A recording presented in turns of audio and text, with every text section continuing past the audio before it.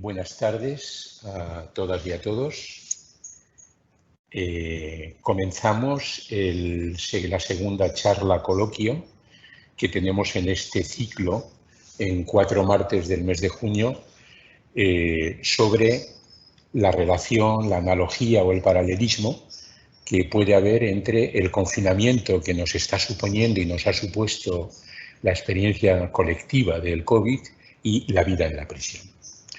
Para los que os conectáis por primera vez, comentaros que fue una idea que se nos ocurrió a un grupo de nosotros, de la Fundación SPLAI. Por cierto, no me había presentado. Soy Enrique Armán, soy el presidente de la Fundación SPLAI y miembro del equipo de justicia educativa de esta fundación. Pues se nos ocurrió, analizando lo que estaba siendo la experiencia del confinamiento, la experiencia colectiva, individual del confinamiento, se nos ocurrió, al darnos cuenta de que posiblemente nunca íbamos a vivir una ocasión como esta, en la que todo el mundo estaba experimentando a nivel pequeño, en su propio espacio personal, en su propio espacio familiar, algo que tiene analogía o relación con el mundo de la prisión. La privación de libertad, el aislamiento social, la incertidumbre ante el futuro. Y entonces se nos ocurrió la idea de organizar estos 4 encuentros centrados en temáticas diferentes. Bueno, hoy es la segunda, el martes pasado fue la primera. El martes pasado nos centramos en el análisis entre las analogías y el paralelismo que puede haber entre la privación de libertad de movimientos que hemos tenido y que tenemos aquí en España, lo digo así porque la mayoría estamos aquí, pero no sé que nos estáis viendo y escuchando desde América Latina, también unos cuantos amigos y amigas. Aquí en España ya estamos en una fase de desescalada en general bastante avanzada, pero todavía seguimos con control, todavía seguimos con condicionamientos. Entonces era muy importante analizar las analogías y los paralelismos que podía haber entre la privación de libertad que hemos vivido como experiencia colectiva y lo que significa a lo bestia esta privación de libertad dentro del mundo de la prisión. Tuvimos la enorme suerte, y fue un regalo de la vida, el poder tener 3 testimonios de 3 personas de una enorme calidad humana. Víctor, que había vivido 30 años en prisión, una experiencia enorme, enorme, y en condiciones muy duras. José, que había vivido 11 años en prisión, también, o 15 años en prisión, y además en situaciones también muy duras, y Paco Emilio, que había vivido 9 años en prisión. Los 3 con condenas muy largas y los 3 en un proceso de cambio personal y en un proceso de encuentro en profundidad consigo mismo y de recuperación de una identidad sumamente rica, que para los que les conocemos y tenemos la enorme suerte y privilegio de estar cerquita de ellos, pues son personas que nos interpelan, nos hacen plantearnos muchas preguntas y nos ayudan a ser mejores. El testimonio, hablando desde lo vivido, de lo que significaba la privación de libertad y había significado para ellos, nos abrió cantidad de preguntas. Muchos de vosotros nos habéis luego contestado, nos habéis mandado correos diciendo que fue una experiencia personalmente muy enriquecedora y nos encantaría que hoy, que tenemos el segundo martes y que nos vamos a centrar en la vivencia de la separación de la gente que queremos, nos encantaría que hoy fuera también una experiencia personal, colectiva y comunitaria muy enriquecedora y muy bonita. Para centrar el tema de hoy, os saludo, os doy la bienvenida y paso a mi compañera Virginia, que va a situar un poco el marco de referencia y la temática del encuentro de hoy. Buenas tardes a todos y a todas. A quienes ya estuvisteis en la sesión del martes pasado, gracias por volver a conectaros hoy. A quienes no estuvisteis, bienvenidos y bienvenidas. Igual que hice el martes pasado, empiezo con 3 cuestiones prácticas que, bueno, algunas de ellas ya se indicaban en la diapositiva inicial, pero no está de más recordarlas por si alguien se ha incorporado más tarde.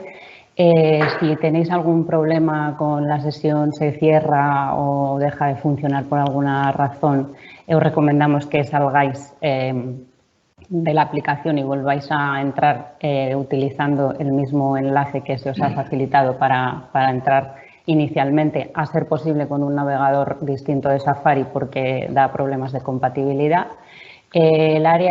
Habrá una parte reservada para preguntas y comentarios al final de la sesión, pero de momento la tenemos cerrada por un tema de organización de la sesión. Se abrirá a lo largo del último testimonio. De todas maneras, os avisaremos para que sepáis que a partir de ese momento ya podéis hacer preguntas o comentarios. Sí que os pedimos que si vais a hacer alguna pregunta o alguna intervención os identifiquéis, que pongáis al menos vuestro nombre y la entidad de la que venís o en la que trabajáis o vuestra profesión o formación para saber un poco el perfil de la persona que nos pregunta. Y por último, informaros también de que tanto la primera sesión como esta y las dos siguientes se graban y se suben al canal YouTube de la Fundación Splay y bueno, pues quienes no pudieseis ver la primera os recomendamos que la veáis porque, como decía Enrique, su contenido es muy rico y merece mucho la pena escuchar los testimonios y bueno, pues todas las demás estarán también disponibles. Dicho esto, cuando tuvimos que elegir los temas, bueno, pues seleccionar, ¿no?, los temas a incluir en este ciclo, el primero lo tuvimos muy claro, la vivencia del encierro, porque es bueno, pues la característica principal o la que todo el mundo asocia inicialmente con la vida en la cárcel, con la privación de libertad. Y porque por primera vez como sociedad y como individuos muchos de nosotros y nosotras la hemos vivido a raíz del confinamiento. Y la segunda también nos vino muy rápido con el tema de la separación de nuestros seres queridos o de nuestra gente. ¿Por qué elegimos este tema? Aparte de porque también es una de las características principales que sufren quienes están en prisión. Pues porque uno en realidad no sabe lo que es sentir más que tener lejos a la familia, a sus seres queridos, a sus allegados, hasta que no lo vive en primera persona. Sobre todo si esa separación es una separación forzosa. Yo he vivido fuera de España un tiempo, sé lo que es estar lejos de mi familia, lejos de mis seres queridos, pero no creo que sea una sensación y una vivencia comparable a cuando esa separación es sobrevenida por una causa de fuerza mayor, además inesperada y muy dramática como es la crisis sanitaria provocada por el COVID, o cuando es una separación resultante por la entrada en prisión. Cuando eres tú quien lo elige, cuando es una separación voluntaria, lo vives de otra manera e incluso cuando es así, a veces la distancia de forma voluntaria y elegida, aunque suene contradictorio, pues te puede acercar mucho a las personas que tienes lejos. Cuando esa distancia y esa separación la impone un juez, sin ser siempre ni la opción más adecuada, ni sobre todo la única posible, porque en la ley, en contra de lo que mucha gente piensa, hay muchas alternativas a la prisión que están disponibles a quienes aplican la ley penal en este caso y no siempre las tienen en cuenta. Se aplica por la inercia del sistema penal meramente retributivo, como hablábamos en la primera sesión. No se individualiza el caso. No se ve más allá de la conducta típica, antijurídica, culpable y punible, o dicho de andar por casa del delito. No se ve a la persona, no se ve en sus circunstancias, no se hace un esfuerzo, no se toma el tiempo para ver por qué esa persona ha llegado ahí, ¿no? Cuando esa distancia es aislando a la persona en un lugar absolutamente hermético, enormemente hostil, ubicado generalmente en mitad de ninguna parte, un sitio ignorado por la mayoría social. Cuando esa distancia se materializa y esa separación se materializa en muros, en alambradas, en cancelas, en cerrojos, en arcos detectores de metales, en cristales, en llamadas contadas, de minutos contados, en visitas escasas, en estancias frías, feas, ajenas y en general en un férreo régimen que todo lo invade, que se hace omnipresente, tanto para quien está dentro como para quienes están fuera, la vivencia es otra. Por esta razón y por muchas otras es por las que elegimos este tema como uno de los prioritarios en este ciclo, porque pensamos que es una temática sobre la que merece mucho la pena reflexionar ahora que a lo mejor podemos ser un poco más empáticos y empáticas. No me he presentado, soy Virginia Pareja, la responsable del área de justicia educativa de la Fundación SPLAI, y sin más os dejo con Enrique de nuevo para que haga una introducción al confinamiento dentro del confinamiento. Antes de que Virginia presente a continuación ya los testimonios directos que vamos a escuchar, permitidme 3 o 4 minutos un poquito de reflexión sobre posiblemente lo que ha sido la vivencia más dura de este tiempo de confinamiento. Todos hemos vivido un escenario de vivencias, de experiencias muy personalizadas, duras, difíciles de gestionar, porque además no teníamos ningún modelo de referencia, porque además no creíamos que esto nos pudiera pasar a nosotros. Es una especie de apocalipsis global que nos ha venido, que no sabíamos ni siquiera casi analizar. Y posiblemente de la riqueza de experiencias que hemos vivido, posiblemente la de la separación de la gente, ha sido con la que hemos pagado el precio más caro. No podernos tocar, no poder sentir su piel, no podernos mirar directamente a los ojos, no poder sentir su aliento, no podernos ver cara a cara, no podernos despedir. Quiero transmitiros una experiencia personal. Nosotros somos 8 hermanos, somos 8 hermanos. Mi madre, con 96 años, murió en una residencia el 3 de febrero. Puedo aseguraros que cuando ahora nos hemos llamado por teléfono, nos hemos chateado entre los 8 hermanos, cuántas veces nos hemos dicho mutuamente, qué suerte que mamá no ha muerto en estos días. Íbamos todos los días a ver a nuestra madre por la mañana y por la tarde. Habíamos creado unos cuadros de horarios para que nunca la faltara, aunque estaba ya muy ida de cabeza, pero para que nunca le faltara nuestra caricia. Hubiera sido un duelo casi más duro que por la muerte misma, el duelo por esa forma, digamos, de distancia y de separación. Entonces, esa separación ha sido tremenda. Pero os podéis figurar lo que tiene que haber sido para la gente de la prisión medidas tan duras y extraordinarias como la supresión para ellos de todo tipo de visitas. No han podido tener visitas de sus hijos, de sus parejas, de sus padres, de sus amigos, con todo lo que significa en una cárcel la visita. Lo que puede haber significado la supresión de los permisos y de las salidas. Los que ya estaban tocándolo, los que ya tenían el día, la hora en la que iban a salir y que de repente cae como una losa de mármol tremenda, experimentar de alguna manera otra vez esa cerrazón. Lo que ha podido significar la supresión de las salidas terapéuticas. Cuánta gente en muchos centros penitenciarios sale para dar charlas en un instituto, en la universidad, sale para a lo mejor algunos cursos. Bueno, indudablemente es verdad que aquí en España las instituciones penitenciarias, los centros penitenciarios han dado permiso para aumentar el número de llamadas telefónicas y de videollamadas, pero eso es verdad que ha sido un atenuante, pero no ha suplido lo que significa la experiencia de la relación directa con la calle, con el aire, con el ruido de la calle, con la sonrisa de la gente que conoces, bueno, con verte, digamos, como sujeto anónimo paseando por una calle. Eso no se ha podido suplir.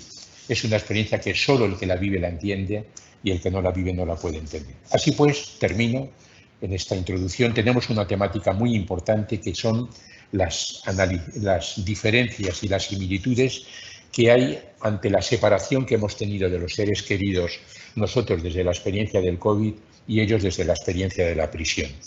Paso a Virginia para que introduzca ya los diálogos y las intervenciones de los testimonios directos que vamos a tener, que ya veréis qué interesantes y qué ricos van a ser. Gracias, Enrique. Como en la sesión anterior, empezaré planteando una serie de reflexiones previas para abrir el apetito y para que tengamos el estado de ánimo adecuado para realmente escuchar los testimonios que vienen después, que son los realmente importantes. de una manera más abierta, más sensible, más empática. A raíz de esta situación y de esta vivencia que hemos experimentado de esta separación, en este caso de nuestros seres queridos y de nuestra familia, por razón del confinamiento provocado por el coronavirus, lanzo preguntas del tipo, bueno, si alguna vez nos habríamos imaginado, sin ser por una situación elegida por nosotros y nosotras, sin poder ver, sin poder tocar, sin poder abrazar, sin poder visitar a nuestros seres queridos. ¿Cómo nos hemos sentido cuando hemos vivido esa situación? ¿Cómo se suple esa ausencia?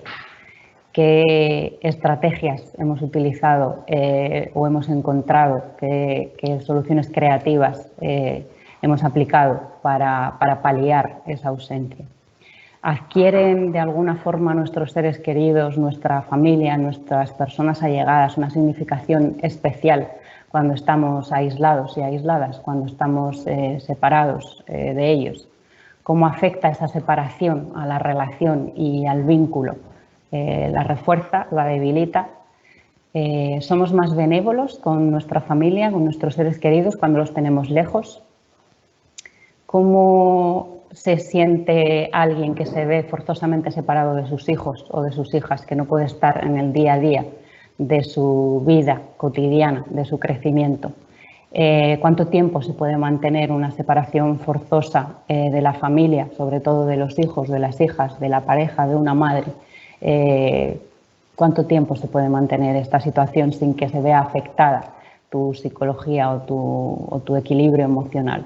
¿Ha cambiado de alguna manera nuestra forma de entender la interacción con nuestros seres queridos, las relaciones familiares, los vínculos, los lazos, a raíz de todo lo que hemos vivido? ¿Qué habría sido de esta experiencia de estar separados de nuestra familia, de nuestros seres queridos, para quienes lo hemos vivido con motivo del confinamiento sin la tecnología, que nos ha ayudado de una manera enorme a paliar y a suplir de alguna manera esa falta de contacto directo con nuestros seres queridos? Y la pregunta del millón, igual que dije en la sesión anterior, todo esto que hemos vivido, por haberlo vivido en nuestras propias carnes, nos ha ayudado de alguna forma a empatizar más o a ponernos en el lugar de quien vive situación de separación de sus seres queridos y de su familia como una situación cotidiana en su día a día, sin haberlo elegido, sin ser por algo de fuerza mayor, no solo personas que están en prisión, en muchas otras situaciones. Bueno, nos ha ayudado de alguna manera a plantearnos cosas que de otra forma no habríamos pensado. Con estas reflexiones previas voy a dar paso a los 4 testimonios que tenemos esta tarde con nosotros y nosotras. En el caso de la primera sesión tuvimos 3 testimonios de 3 hombres. Hoy tenemos 4 testimonios y los 4 son de mujeres. Tenemos con nosotros a una persona que estuvo en prisión, que es la que ha podido estar presencialmente aquí con nosotros esta tarde, que será el segundo testimonio, y los otros 3, igual que en el caso anterior, no han podido estar aquí y bueno, pues nos han facilitado un vídeo. La primera persona que va a dar su testimonio en este caso es Lidia, que es la mujer de una persona que ha estado en prisión, que los que estuvisteis en la primera sesión conocéis porque participó en ella. Se trata de Víctor y sin más doy paso al testimonio de Lidia, que es muy interesante.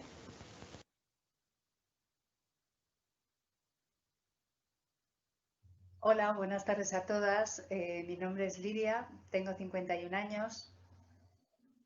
Os voy a contar un trocito de mi experiencia de vida.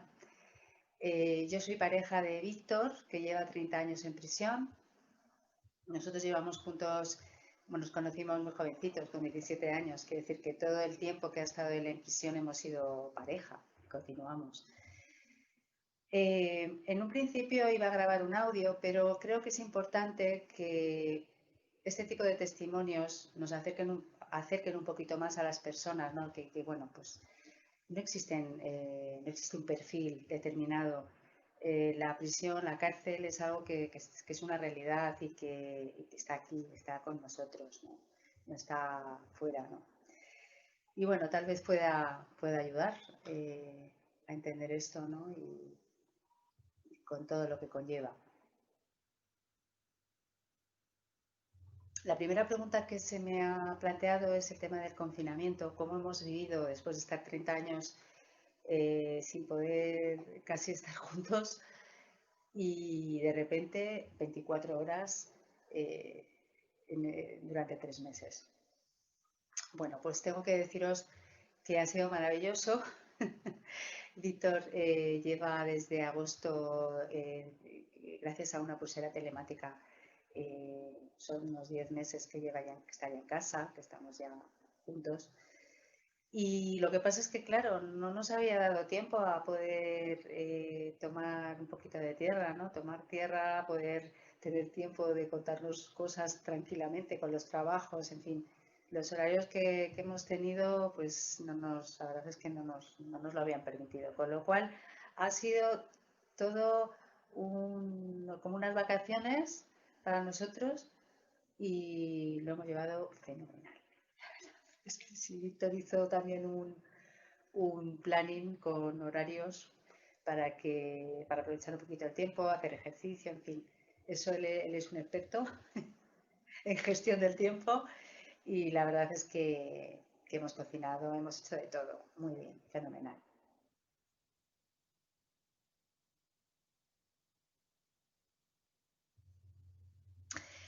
¿Cómo es ser la pareja de un preso, de una persona que lleva tantos años, ¿no?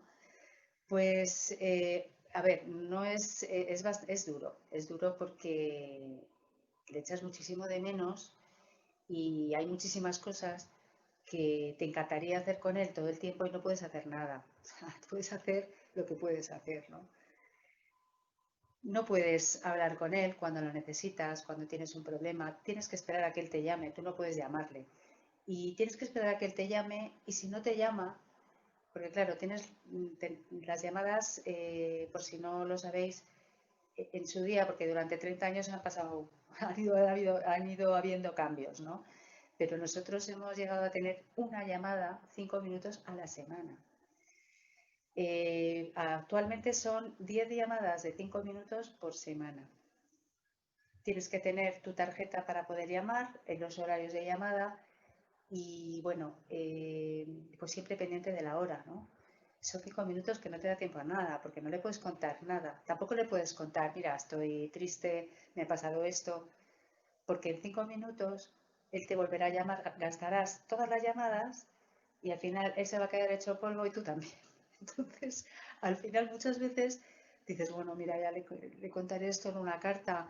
eh, porque eso sí, yo creo que una de las formas la comunicación más importante que hay es el tema de las cartas. O sea, nosotros nos hemos escrito miles de cartas y miles de cartas que a veces no han llegado. O sea, yo recuerdo en una de las prisiones que estuvo Víctor que se perdieron 10 cartas seguidas.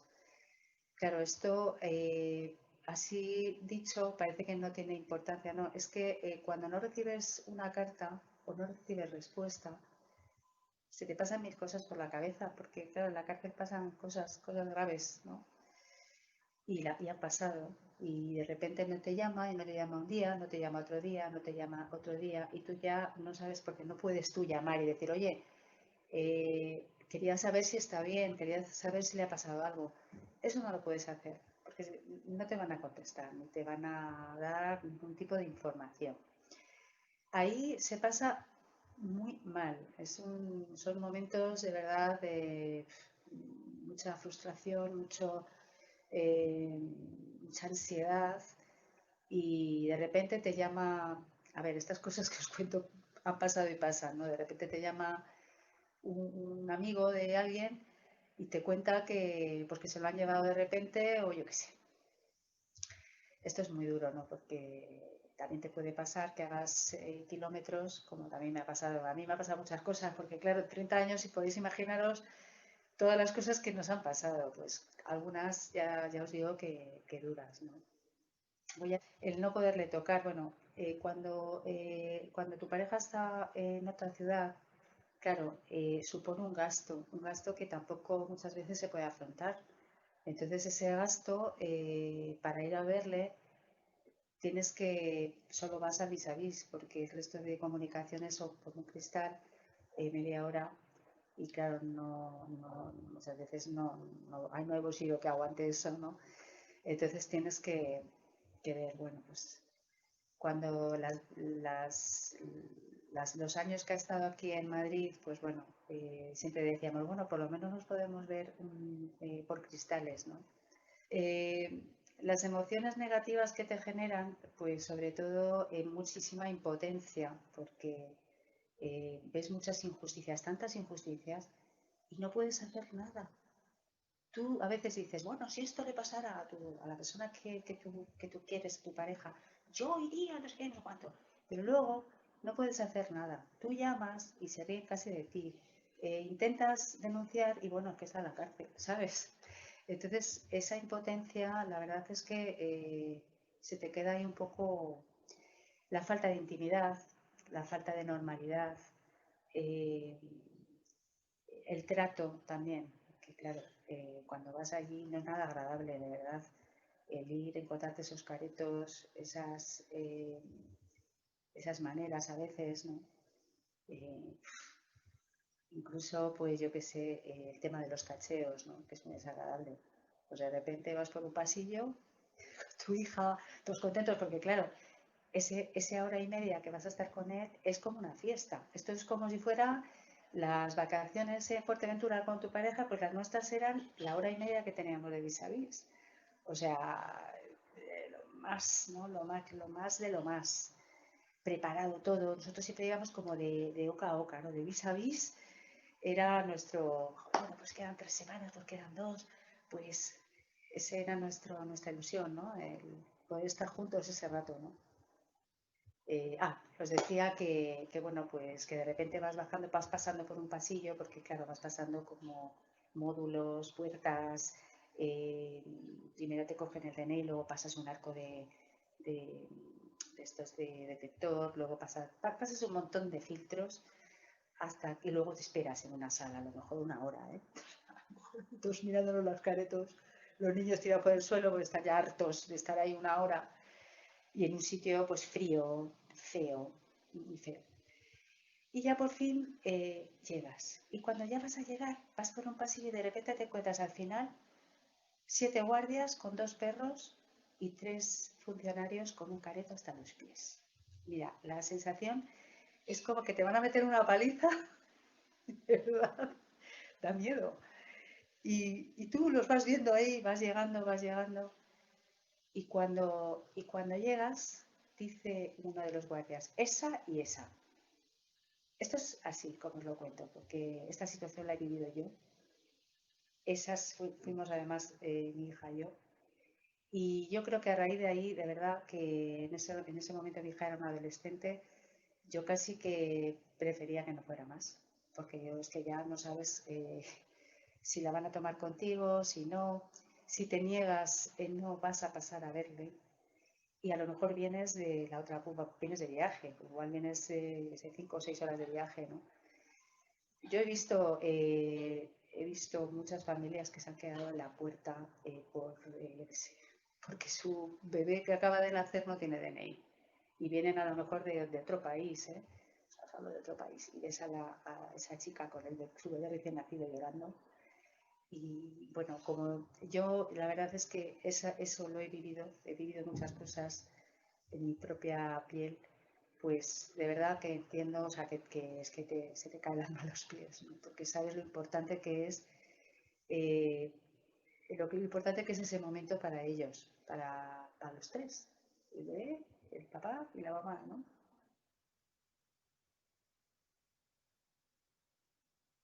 Lo que es o sea, cómo se mantiene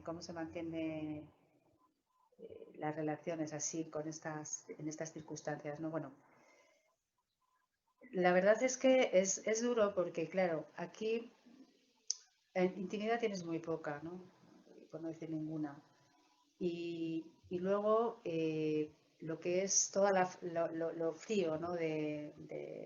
pues cuando tienes un vis a vis estás en una habitación de lo más cutre, 1 hora y media con un hombre ahí, que decir, te tienes que abstraer completamente de donde estás, o sea, tienes que hacer como que esto no va contigo, ¿no? Porque si no lo pasas mal, ¿no? Por ejemplo, con el tema de los hijos, ¿no? Nosotros tenemos una niña y la verdad es que a veces he preferido que no fuera, porque los niños lo pasan muy mal. O sea, los niños, ellos quieren ver a sus padres, pero claro, no entienden qué está pasando ahí, porque es todo antinatural completamente. O sea, antes me acuerdo que teníamos o sea, vis a vis de convivencia, que son 3 horas, que antes eran cada 3 meses, una vez cada 3 meses, luego lo cambiaron, en fin, luego. Y estás en una habitación, el niño que a veces sin baño, a veces tienes que compartir el baño. Y claro, lo que quieren es jugar, lo que ellos eso no les gusta. Luego, aparte que tienes que estar las horas de espera antes de verle. O sea, que tú sabes cuándo entras, a la hora que tienes que llegar, pero no sabes ni cuándo le vas a ver porque tienes que estar más o menos, te haces una idea, ¿no?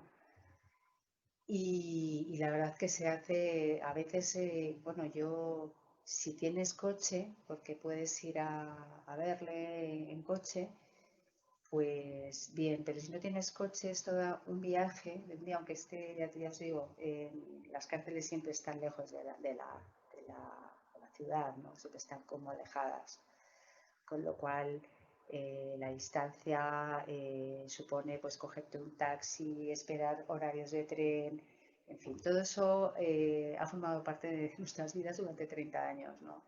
Y con tu hijo. El tema de los hijos sí que quería, porque eso es algo que después, porque bueno, tú vas viviendo, va pasando el tiempo, pero bueno, pero los hijos hay cosas que no se van a volver a dar, ¿no? Porque son momentos críticos, periodos críticos, donde se van a generar pues, el apego, por ejemplo, el apego con su padre, y que eso tiene que ocurrir en un momento dado. Y si no ocurre, pues después ocurrirán otras cosas, pero eso ya no. Y eso sí que es algo que me parece muy duro para cualquier familia, ¿no? Eh, y que luego pasa factura, ¿no? Te puede pasar factura, porque son carencias que esos hijos van a tener, ¿no? A los hijos, casi todo el mundo, casi todos, digo casi todos porque, a ver, bueno, casi todas las personas, sobre todo los que no tenemos normalizada la prisión, me refiero a nivel de nuestro círculo, ¿no? Por ejemplo, en mi familia pues nunca se había dado un tema de este tipo, eh, lo que es en mi entorno de amigos y demás, con lo cual ellos siempre han rechazado, o sea, ellos no han querido, eh, les cuesta no entender y tienes no puedes hablar de nada porque ellos no quieren, no quieren que tenga que ver con ellos, ¿no? Algo así. Entonces, yo os diría que casi esto es lo que más a mí me ha hecho sufrir, ¿no? El percibir esa desconfianza, ¿no? Con los hijos intentamos protegerles porque sabemos de ese rechazo, sabemos de ese estigma y entonces las madres lo que hacemos es decir a los hijos que sus padres están en el trabajo. Y llega un momento que, claro, los hijos aprenden a leer y, claro, ven que esto no se hacen mayores. Y de repente te preguntas, mamá, ¿qué es un centro penitenciario? Es una cárcel, ¿verdad?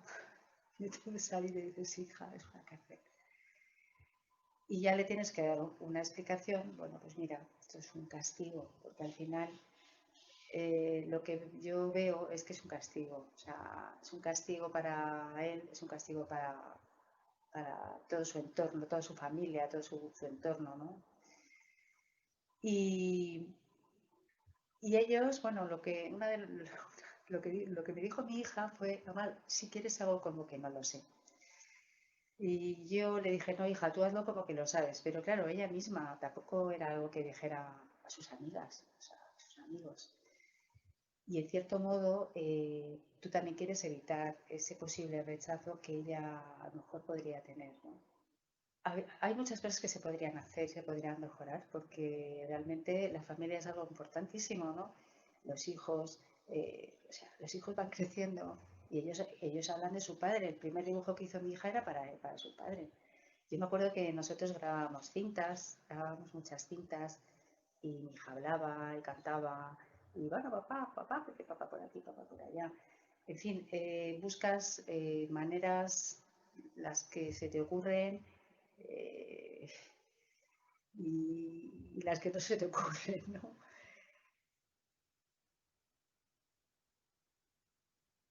Pues te ven un poco también como delincuente, ¿no? No solamente ella, por supuesto, en el trato que puedas recibir en lo que es la institución, no vas a verle y tal, eso por supuesto, o sea, no te tratan nunca como una persona, como tratarían a cualquier otra persona, o sea, tú si eres la mujer de una persona que está presa, eres un poco presa, o sea, eres un poco delincuente también, ¿no? O sea, un poco eso.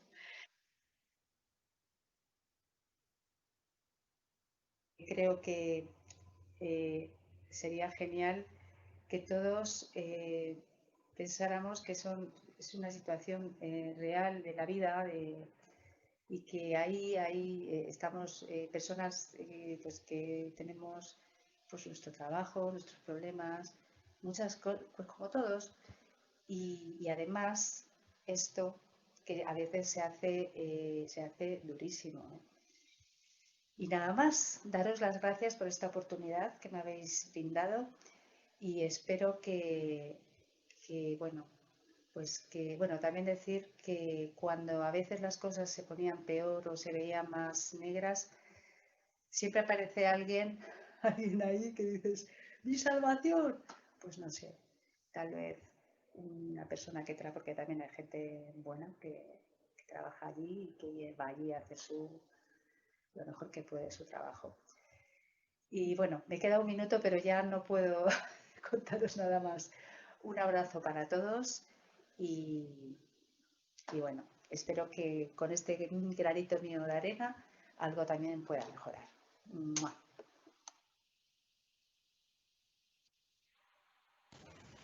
Bueno, después de este primer testimonio, yo creo que ya seguro que todos y todas hemos entrado definitivamente en materia. Quienes conocemos a Víctor y conocemos a Lidia, bueno, admiramos mucho su historia, ¿no? Su fortaleza, su lealtad el uno hacia el otro y la gran historia de amor y de fortaleza que, bueno, pues que les une y que les ha hecho ser capaces de aguantar 30 años de privación de libertad de él y 30 años de separación de, en este caso, pues tu pareja, uno por estar dentro y la otra por estar fuera.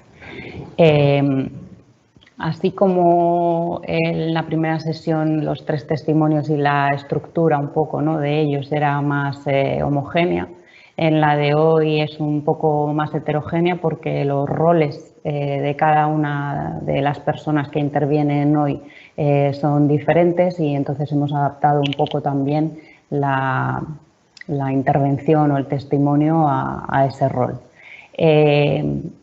Hemos tenido el rol de cómo vive esa separación la pareja de alguien que está en prisión. En el caso de Lidia, a continuación vamos a dar paso al segundo testimonio, que en este caso sí está aquí con nosotros. Y en este caso se trata de quien vive la separación desde dentro. Se trata de José, ella es una exinterna, tiene 30 años, ha pasado 5 años en prisión, lleva desde septiembre en una situación de tercer grado penitenciario, de una pena de la que todavía le quedan por cumplir 3 años y medio. Y bueno, pues ha tenido la generosidad de querer compartir este ratito con todas nosotras. Y le voy a ir haciendo las preguntas yo, va a ser como una especie de entrevista en directo, pero bueno, como como las medidas de separación nos tienen a la distancia adecuada, pues tenemos que ir haciendo los cambios de pantalla. Entonces, bueno, pues os pedimos un poquito de paciencia en este sentido. Entonces, bueno, pues la primera pregunta que le hacemos a José esta tarde es cómo se vive esa separación de tus seres queridos, de tu familia tan larga, ¿no? 5 años de separación de tu gente, de tus padres, de tus hermanos, de tus personas allegadas. José, cuando quieras. Hola, buenas tardes. Me preguntas que cómo se vive. Directamente no se vive. Hay que continuar, hay que seguir adelante, pero vivir poco se vive, pero te adaptas, no te acostumbras, porque llega un momento pues, que piensas que todo eso se va a acabar, aunque parece que se hace eterno y que el día nunca llega. Porque en las visitas, gracias a Dios, pues yo he tenido a mi familia pues que todas las semanas ha podido venir, no he tenido dificultad en las llamadas, son 10 llamadas lo que te dan y te las administras y son 5 minutos cada llamada y una visita a la semana, un vis a vis al mes y se sobrelleva, pero ya te digo, vivir no se vive. Te intentas adaptar a ello, pero vivir no se vive.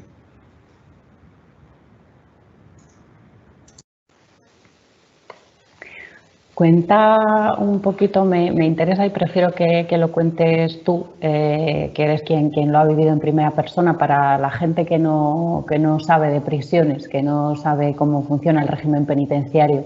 Intenta en 1 minuto, 2 minutos explicar qué tipo de comunicaciones, qué tipo de medidas hay para poder relacionarte y comunicarte con tu familia cuando estás en prisión, ¿no? El tema de las llamadas, el tema de las comunicaciones, las orales, las diferencias un poco entre la oral, el vis a vis, el tiempo, la forma, ¿no? Cuando puedes tocarte, cuando no puedes tocarte, la frecuencia, ¿no? Un poco para que la gente entienda por qué medios y por qué canales y con qué frecuencia y con qué tiempo se puede comunicar una persona que está en prisión con su familia o sus seres queridos que están fuera.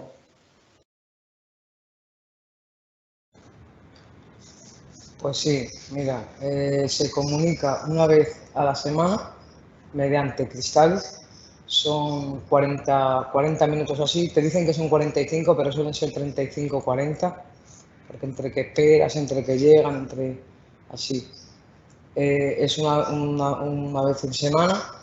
Las llamadas, como he dicho, son 10 llamadas que te las tienes que administrar durante los 7 días, de 5 minutos cada llamada. Te tienes que comprar tu tarjeta para hacer las llamadas. Y cuando te puedes tocar con tu familia y abrazar es una vez al mes mediante vis a vis. Esa es visita vis a vis, que es hora y media, hora y 20 minutos, y cuando no hay mucha gente pues te dejan a lo mejor un poquito más. Pueden venir 4 personas familiares y ya está. En verdad son 4 comunicaciones. La visita del mes son 4 comunicaciones, un vis a vis y las 10 llamadas. Es como te comunicas con tu familia desde dentro para afuera.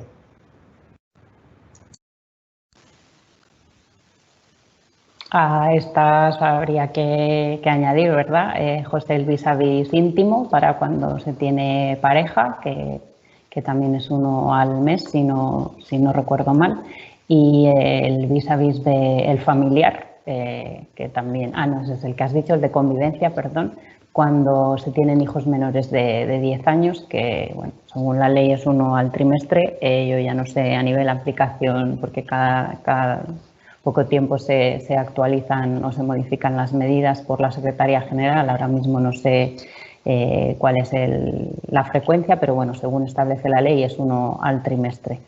Vale, ¿cómo se mantiene el vínculo con tu familia? ¿Cómo se sostiene esa relación con tus seres queridos? ¿Cómo la mantienes viva? ¿Cómo haces que no decaiga, que no sufra, que no se debiliten esos lazos que te unen con tus seres queridos cuando solo puedes comunicarte con ellos 5 minutos 10 veces a la semana por teléfono, y eso suponiendo que puedas sufragarte el gasto, porque si no puedes, evidentemente no puedes hacer esas llamadas.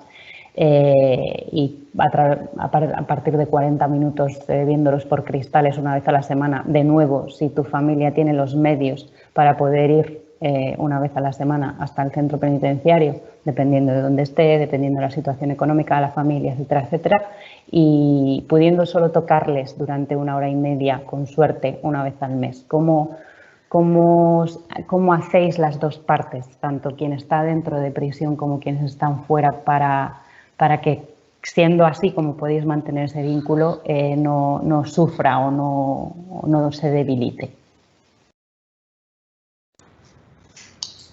Pues qué te digo, cuando han venido a verme a comunicar mediante vis a vis, Cristal, siempre prefería de que no porque es un gasto, y la verdad que prefería vis a vis porque para venir por Cristal se pasa mal. No tengo hijos, gracias a Dios no he pasado por ello, pero sí tengo a mis padres que son mayores, tengo muchos hermanos y tenemos unos lazos, gracias a Dios, fuertes. Cada vez que han venido a verme lo hemos pasado mal. Es verdad que lo hemos pasado bien durante esos 40 minutos, pero cuando se han ido no hemos querido mirar ni para atrás, ni ellos ni yo. Cuando ellos han tenido que ir y yo irme para adentro, no hemos querido mirar ni para atrás. Nos hemos ido y yo sé que ellos se han ido con dolor y ellos saben cómo yo he entrado. He tratado de llevar siempre las comunicaciones bien, me he reído y he contado lo mejor de mí, porque si lo he pasado mal, nunca lo he dicho. Si he llorado y tal, siempre he tratado de hablarles con mi mejor voz y ponerle mi mejor sonrisa, pero unos padres siempre conocen a los hijos y saben cómo caminan y todo eso. ¿Quién los engaña? Si solo ellos nos conocen. Pero bueno, siempre he tratado de estar bien y llevarlo todo bien. Siempre he preferido que vengan a los vis a vis y ahí sí siempre he salido mejor, porque al despedirte valoras hasta el abrazo, que a veces cuando has estado en casa ni has abrazado a tus padres ni nada, los has tenido ahí ya y lo valoras, porque cuando los abrazaba nunca quería soltarlos, ni a mis hermanos, no, eso era grande, sí. Y el lazo nos ha unido más, esto en verdad nos ha unido más, porque yo cuando estaba fuera, antes de todo esto, apenas pasaba en casa, y ahora desde que que salí en septiembre, no quiero salir de casa. No, ni por lo del COVID ni por nada, no he querido salir de casa. Y he salido de casa porque tengo que ir a dormir a un CID, pero no me gusta salir de casa. Disfruto de mis padres todo. El tiempo, dicen que se ha perdido, no se ha perdido, simplemente está ahí, pero intentas recuperar el tiempo con tu familia, con los tuyos, con los que has tenido ahí, porque ahí verdaderamente sabes a quién tienes. Y yo a mi familia, gracias a Dios, la he tenido.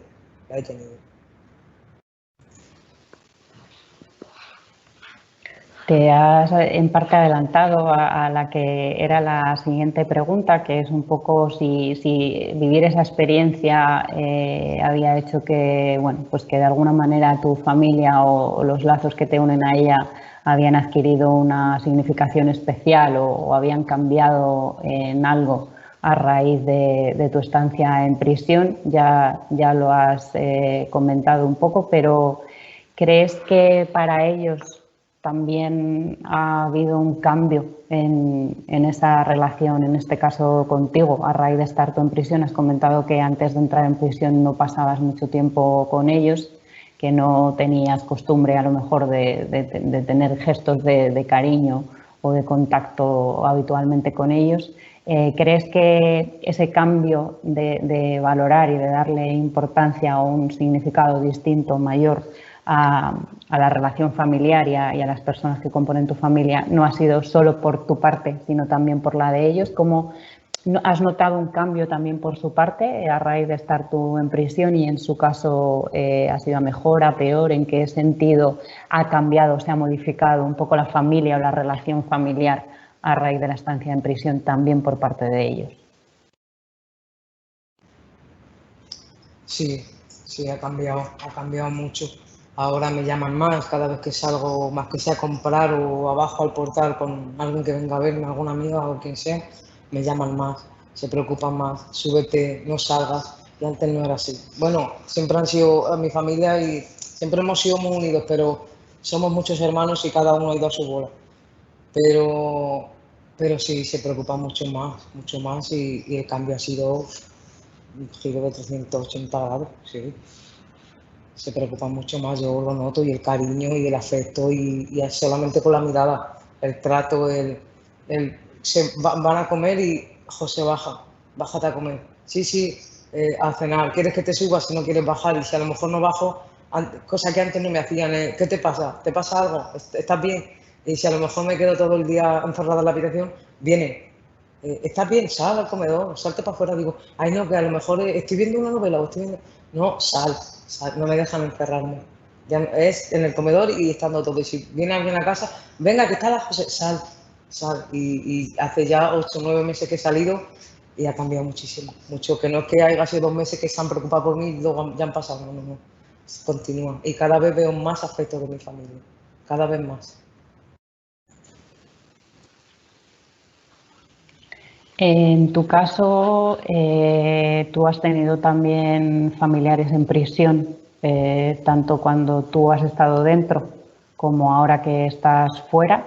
Me gustaría, si quieres, compartir un poco cómo se vive esa separación de tu ser querido, estando las dos personas, en este caso, en prisión, ¿no? Cuando tú estabas en prisión y creo que tu hermana también y no sé si tu madre, y ahora que eres tú la que está fuera, ¿cómo vives tú el ser tú quien en este caso eres quien tiene que ir a las comunicaciones, quien está esperando la llamada, ¿no? ¿Cómo es estar al otro lado?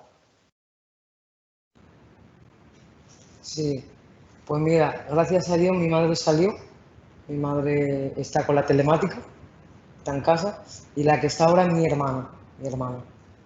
Me desespero porque llegue la comunicación, por cada vez que me llama, tratar siempre, no tener una llamada perdida, siempre contestar a todo. Si necesita una zapatilla, ya no hace falta que me lo pida, sino yo ya sé las necesidades que ella tiene.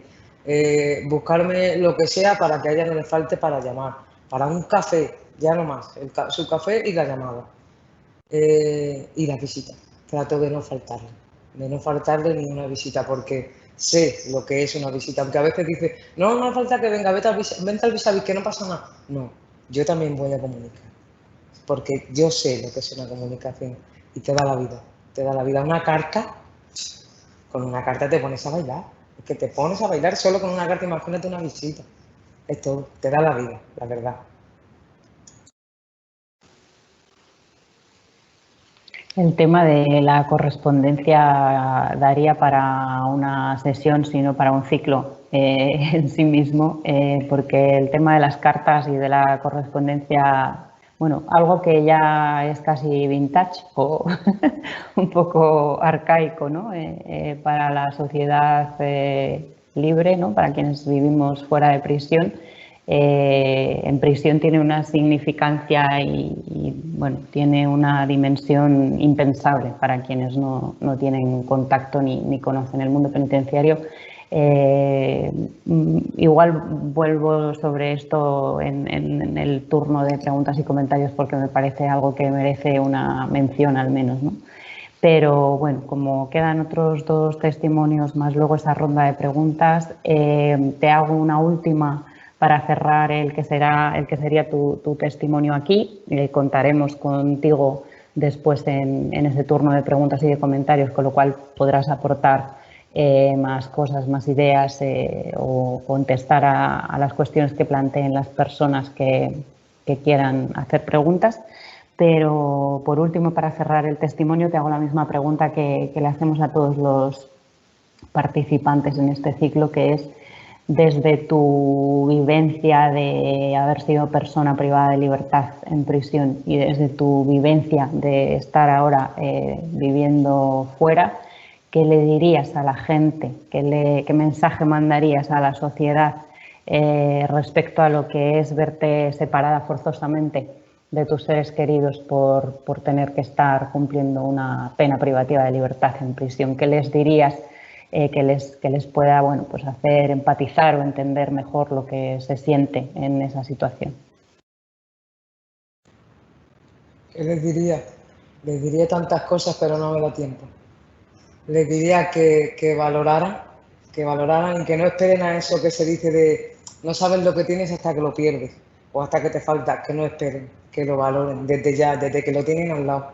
Que si tienen a su familia, a su madre si es mayor, si no mayor, si es joven, que le den un beso a diario, que valoren la buena vida, la libertad, que valoren la libertad, que eso no tiene precio, la libertad, que lo valoren.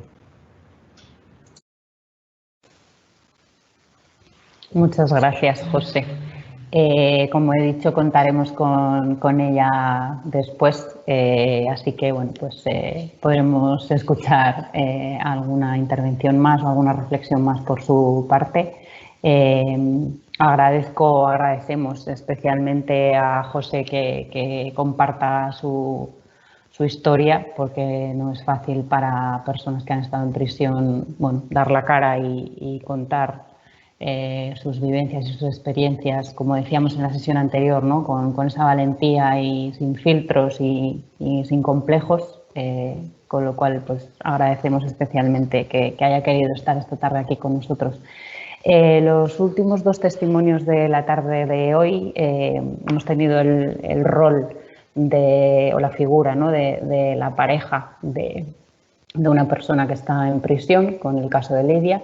Hemos tenido ahora el testimonio de una persona que cuenta esa separación desde quien lo vive, tanto desde dentro como desde fuera, ahora en el caso de José con su hermana, ¿no? que es la que está en prisión en este momento.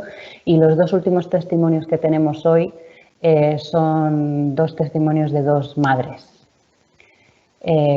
Yo tengo una cosa con las madres en general y en particular con las madres de personas que están en prisión. Las madres son de una fortaleza, de un ejemplo y de una admiración que debería de ser reconocida. Y que lamentablemente, pues bueno, como el resto de las familias, pero creo que en el caso de una madre es especialmente sangrante, son invisibles, ignoradas, olvidadas y a veces maltratadas incluso, no solo por la institución penitenciaria, sino también por la sociedad. Y espero que estos 2 testimonios que tenemos esta tarde nos hagan reflexionar sobre cómo nos posicionamos desde este lado como sociedad con quienes bueno, pues han tenido que vivir algo tan sumamente duro como ver cómo un hijo o una hija suyo acaba en prisión. El primer testimonio es de María Jesús. Ella ha preferido no mostrarse, lo cual es significativo también y creo que debería de hacernos reflexionar. Con lo cual, pues bueno, es un vídeo pero solo con el audio. Sé que es un poco más cansado que ver o que requiere, ¿no? la atención un poco más exigente que ver la imagen de la persona, pero espero que la palabra sea suficientemente contundente como para que no bajéis la guardia y la atención. Así que os dejo con el testimonio de María Jesús.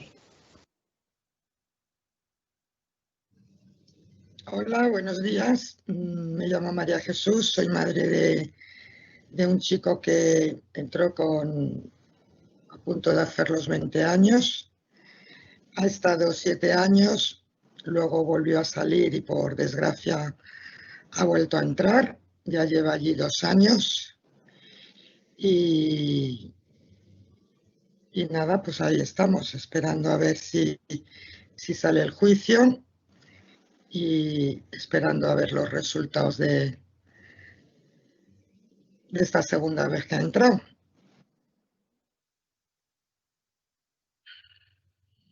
Bueno, pues la verdad es que es muy duro. Es una cosa que es que ni te lo puedes ni imaginar, ni figurar. Yo tengo más hijos y jamás en la vida me podía imaginar que esto me pudiera pasar a mí o a nosotros. Es una sensación no sé, es que es como si se te partiera el corazón.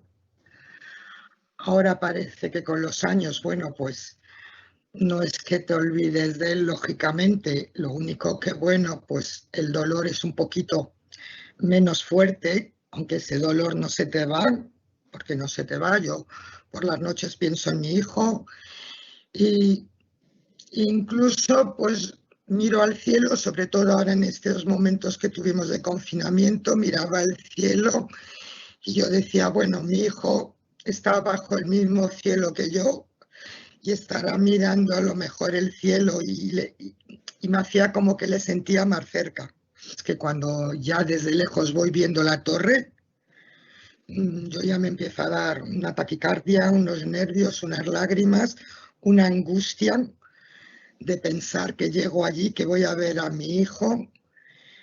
Es muy duro. Es que ni aunque pasen los años se te puede pasar. Bueno, pues es muy agobiante, porque claro, te llama y lo que dices, te lo quiere decir todo en unos minutos y no te da tiempo. Espera, hijo, sobre todo si tengo que apuntar algo, espera, hijo, o si me llama y estoy en el trabajo, estás nerviosa porque, claro, mi trabajo es cara a la gente y no puedo atender, tengo que siempre decir alguna mentirijilla, que mi hijo está en el extranjero y me llama a esas horas porque coincide el horario. Muy angustioso. Luego verle pues por cristales, pues claro, pues muy triste porque no le puedes tocar, ponemos la mano en el cristal como si tuviéramos la sensación de que nos tocamos y todo a base de gestos, mi mano en el corazón, te quiero. Es muy triste, muy duro y bueno, y luego, pues como él está en primer grado, pues nunca está ahí cuando llegamos, los demás ya están a lo mejor y él llega al último, no nos dejan el mismo tiempo, después de tantos meses sin verle, el fin de semana este, no el anterior, nada, no llegó a la hora que nos... ay, a la hora que concretan, si son 3/4 de hora o los 40 minutos, fue menos, porque claro, tardan en traerle y entonces, bueno, pues también fue menos. También. Entonces, bueno, pues eso te produce un poquito que cuando te quieras dar cuenta dices, ya se ha acabado, pues ya están, faltan 5 minutos. Y entonces, bueno, pues quieres decir tantas cosas que cuando sales dices, anda, no le he dicho esto, tenía que haberle dicho lo otro. Bueno, él a nivel de que saber que le queremos, sabe que le queremos, que estamos ahí, que le apoyamos en todo, pero no tiene que ver, no tienes esa sensación de... Y luego, bueno, pues eso, cuando te llama por teléfono, pues lo que hablamos, pues todo con prisas, y mamá esto y lo otro, y qué tal estáis, pero estáis bien, y bueno, pues si en casa somos más de uno y quiere hablar con otro, pues no te da tiempo a que hablen todos a la vez, porque enseguida pues se corta la llamada. Y entonces, claro, puede volver a llamar, pero claro, cada vez tiene menos llamadas, porque no es una cosa libre que pueda llamar, pues quiero llamar 3 veces al día o 4, a mi casa no. Entonces, pues sí. Y luego lo del vis a vis, pues lo del vis a vis, pues nada, que no es que tengamos, no sé, una sensación bonita, ¿no? De verle, de que le ves y que le puedes tocar, que le puedes abrazar, notas su calorcito de su cuerpo. Le encanta que le haga cosquillas y enseguida, ¿me haces cosquillas, mamita? Entonces sí, bueno, pues es el único momento que le sientes más, pero pues con una forma de decirle las cosas. Estando en la cárcel, pues han muerto sus abuelas, se han muerto tíos, y eso hay que decírselo. No lo puedes ni maquillar ni esconder. Hay un momento que, bueno, pues bueno, si han estado malitas, pues poquito a poco vas diciendo, está muy malita, está tal, cariño, la abuelita, la yaya o esto, pero al final, cuando pasa algo, se lo tienes que decir. Pues lo peor, bueno, pues fue cuando murió mi madre, pues lo pasó muy mal. Y ahora, bueno, pues cuando se ha muerto ahora la otra abuela, bueno, pues lo ha pasado mal también, lógicamente, pero bueno, ya estaba preparado mentalmente. Ya llevábamos un tiempo ya diciéndole que estaba malita y que, bueno, pues no la ha pillado así tan de sopetón. Lo peor que he visto es que no se puede ni explicar, es que lo ves y es tan terrorífico que le ves que tiene la carne abierta, los cortes ahí en sangre, es que era todo el brazo, además lo hizo 2 veces y lo que hablábamos de antes, una impotencia, luego él tampoco no dijo nada porque claro, también luego le ponen, los castigan, es decir, toman represalias.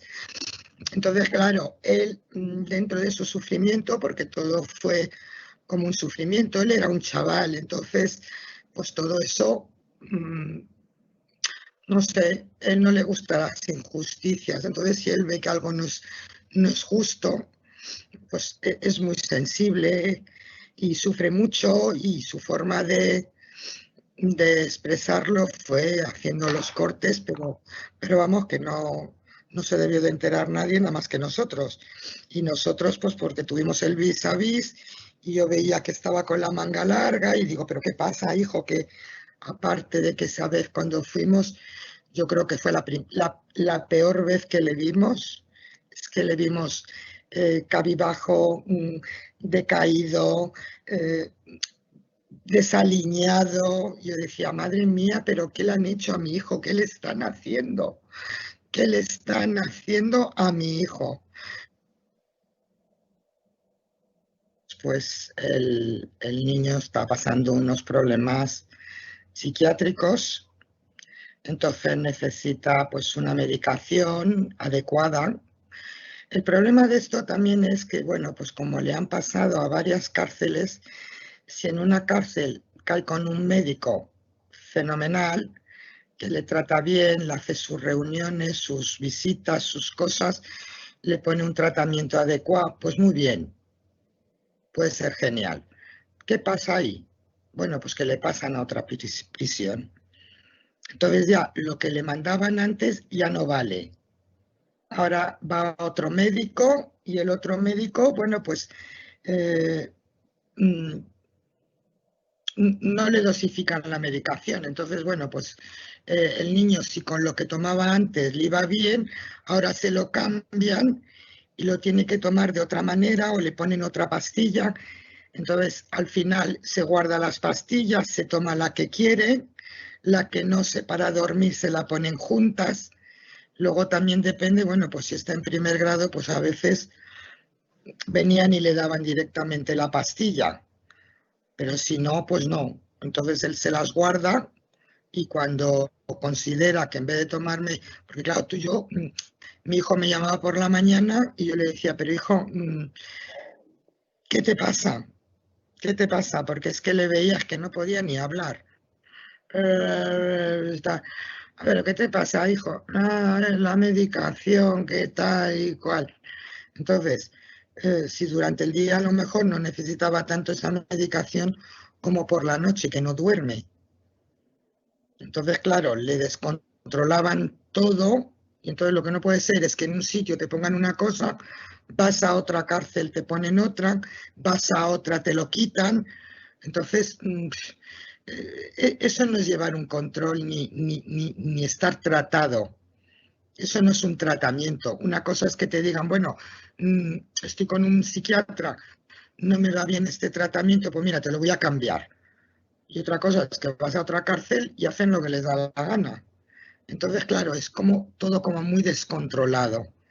Y no hay un seguimiento adecuado ni que yo veo que mi hijo sufre mucha ansiedad. Diagnosticar, pues no sé si está diagnosticado que tenga algo como doble personalidad o alguna cosa de estas, porque Pero bueno, que sí, que el tratamiento ha habido veces que se lo tomaba y cuando nos llamaba, pues es que nos angustiábamos, porque es que decíamos, ¿qué te pasa, hijo? Porque es que no podía ni hablar podía. No me extraña luego, pues eso, que cuando una persona está mal, pues si te reúnes con más compañeros, puede haber que si uno te molesta, porque claro, no estás bien tú no estás bien. Entonces no controlas casi ya ni tu persona porque estás medio drogado. No hay un control, no. Ahora le noto un poco mejor, pero dormir no duerme y a saber cuándo vendrá el psiquiatra, porque esto me hace mucha gracia, lo de los médicos y todo. Yo comprendo que hay que tener una seguridad, pero no sé, yo creo que podía haber pues un contacto con el que está encarcelado, una reunión, que le llevaran a algún sitio, que hablaran con él como hablamos tú y yo, cómo te encuentras, como tal. No, que están ahí como abandonados, ni médico ni nada. Bueno, pues mira, el elegir a quién quieres contárselo o no, bueno, pues es muy personal. Entonces, yo, por ejemplo, pues a una tía y a unos primos se lo he contado, pero más que nada porque mi tía se sentía culpable, porque estuvimos ya un tiempo sin ir a verla. Entonces, en ningún momento ella se pensaba que no habíamos ido por un motivo, y para desengañarla de ese motivo, que no pensara que era por eso, se lo conté. Bueno, pues como tampoco la primera vez era pues bueno, pues por temas de drogas y tal, bueno, tampoco es que hubiera mucha importancia. Mi tía, bueno, pues sufriendo mucho porque es que ha estado mucho con ella, de vacaciones de pequeño, se lo llevaba y ella misma lo dice, para mí es como mi nieto. A ver, yo me harto de decir siempre que somos unas personas normales, me refiero a normales en todos los sentidos. Entonces, claro, tu entorno pues también son personas pues normales. Entonces, no te miran mal. A ver, me explico, porque yo no se lo he contado a todo el mundo. Yo solo he podido contar a 3 amigas y no se lo estás contando a todo el mundo. ¿Por qué? Porque las penas no les gusta a nadie, ¿sabes? Entonces, ¿qué necesidad? Yo soy una persona que suelo ser alegre, entonces no tienen por qué saber tus penas. Entonces, bueno, pues mi decisión es eso. Ahora, esta segunda vez, bueno, pues a lo mejor, no sé si me mirarán bien o mal, pero es que tampoco a mí realmente me importa, porque no sé cómo expresarlo. Yo veo a la gente igual que antes, como siempre, las saludo, las hablo, y quizá a lo mejor es porque ya esta segunda vez han pasado más años y ya no tienes tanto el mismo dolor, no sé cómo expresarlo. Entonces, yo, un vecino mío, sí que me enteré que iba contando la historia, y sí, cuando los vi, pues hablé con ellos, en el sentido de que yo no consideraba que tuvieran que estar contando ni mi vida ni la de mi hijo. Era un problema nuestro, igual que yo puedo oír cosas en su casa y yo no comento con nadie porque a nadie le importa su vida. Yo consideré que yo tenía que decirle que estaba enojada por ir contando la vida de mi hijo, sin saber ni por qué ni cómo. Es muy bonito hablar sin saber. Entonces, eso es lo que yo no consiento, de que nadie pueda comentar nada sin saber. Y la primera vez ya que le metieron en prisión, pues bueno, pues lógicamente la habían cogido. Entonces, claro, estaba en la comisaría y ya de ahí pues ya nos enteramos que le llevaban, que le encarcelaban. Ya nos avisó nuestro hijo, nos llamó por teléfono para que le lleváramos sus enseres, su ropa, sus cosas, las cosas que que necesitaba, bueno, pues para estar allí. Y claro, esa sensación de llegar con su ropita, sus cosas, su bolsita, allí, bueno, se me hizo un nudo, el corazón se me angustió y entré ahí, casi pierdo el conocimiento. Es que no lo puedo ni contar. Es que parece todo tan irreal, es como cuando estás por la noche durmiendo y te crees que es un sueño, esto es un sueño. Mañana me voy a despertar y todo es mentira, es que es mentira. Pues esa sensación, yo qué sé, es que de privacidad, de libertad, de que no le vas a poder ver cuando quieras, no le vas a poder tocar. Y luego, pues eso, lo que hablamos, las injusticias, las cosas que ves que no son normales y que, bueno, pues, no sé, es tan increíble que digan que una penitenciaría está ahí para reeducar, para reinsertar. Y es mentira, porque los chavales allí, mi hijo entró con 20 años y de reinsertar nada. Al contrario, al contrario. Veías como cada vez la zancadilla de una cosa, si se apuntaba a una cosa le cambiaban de módulo, muy mal. Entonces, bueno, pues ves que ha estado perdiendo todos estos años, que no ha habido, de decir, es que le ves que ha mejorado. Se apuntó a lo de las drogas, al plan de las drogas, no me acuerdo ahora cómo se llama, me bloquea. Y bueno, pues ahí parecía que estaba bien, ¿sabes? Pero no, ni reinserción ni nada. Y cuando la gente te manda unos vídeos, yo digo, qué ignorante es la gente, te mandan unos vídeos de una cárcel que han abierto en Marbella, que si es como si fuera un balneario con su piscina. Digo, ¿dónde está mi hijo también hay piscina? Mi hijo no van a la piscina. Es que es tan bonito hablar sin saber, o te viene un día una persona y te dice, anda, que se quejarán, les dan todos los meses 400 euros. ¿Qué 400 euros? ¿A quién se los dan? Porque yo a mi hijo rigurosamente todos los meses le meto su peculio. Entonces, pero vamos que sí, que el entrar ahí fue para mí, bueno, para nosotros, para la familia, mis hijos han sufrido mucho. Yo he visto llorar a mis hijos. Bueno, la verdad es que siempre ha tenido un gran corazón. El gran corazón que tiene, eso no le ha cambiado. Por lo que os comentaba antes, es un niño que si uno no tiene familia y necesita un chándal, nos ha hecho comprar un chándal para un compañero, unas zapatillas para otro compañero. Mamá, mira, que va a ser el cumpleaños de este hombre que es muy majo, le podías comprar unos pendientes. En ese aspecto de buen corazón, mi hijo no ha cambiado. Pero sí que es verdad que cuando entró con 20 y cuando salió con 27, tenía dentro mucha rabia acumulada, mucho dolor y mucha, no sé cómo decirlo, es que ha pasado tanto y ha visto tantas injusticias, porque ha habido incluso veces que una vez le pegaron varios funcionarios y él exigió las cámaras, porque claro, cuando te acusan de unas cosas, mi hijo no se calla, entonces pide las cámaras. Esas cámaras nunca se han visto. Yo cuando sale toda esta gente, cuando han salido lo del vis-a-vis de la serie esa, que luego salían presos y hablaban, yo decía, bueno, ¿en qué cárcel han estado? Porque es que no me coincidía, yo decía. Entonces,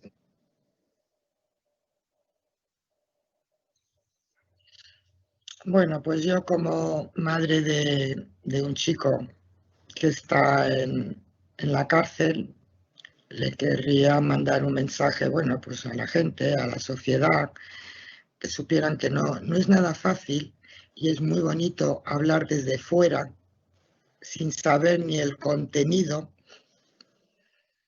de las cosas, ni cómo funciona, ni una cárcel, que no es todo el que sale un señor y te cuenta, yo está como el Mario Rubio, el conde, Mario Conde, contaba su experiencia.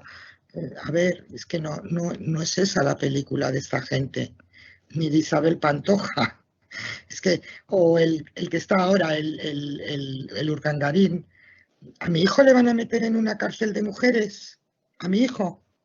¿Qué problema va a tener este chico? Le tendrán, pues como en pañitos, aislado.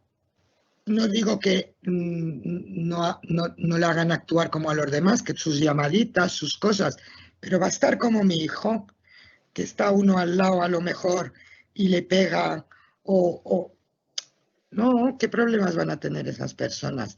Pero la cárcel es muy dura, entonces yo les diría que por favor, que no juzguen, que no es todo lo que dicen, no, es mucho más duro. eh, como familia, como los hermanos, es muy duro, no se puede hacer una la idea el no poder defenderle, el no poder abrazarle, el no poder que si tiene una dolencia, que tú la has tenido siempre en pañitos, cuidándolo. Y aquí pues está desprotegido por todos los lados, completamente desprotegido.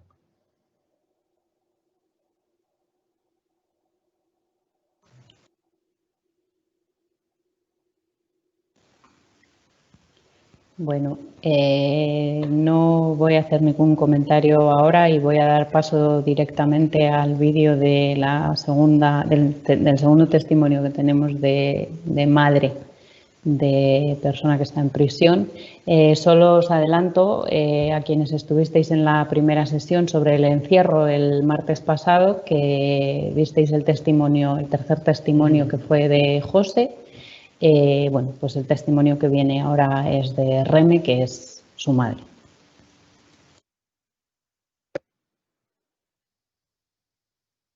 Pues hola, soy Reme, soy la madre de José, tengo 61 años y mi hijo estuvo 15 años en prisión, actualmente no está, pero ahí está.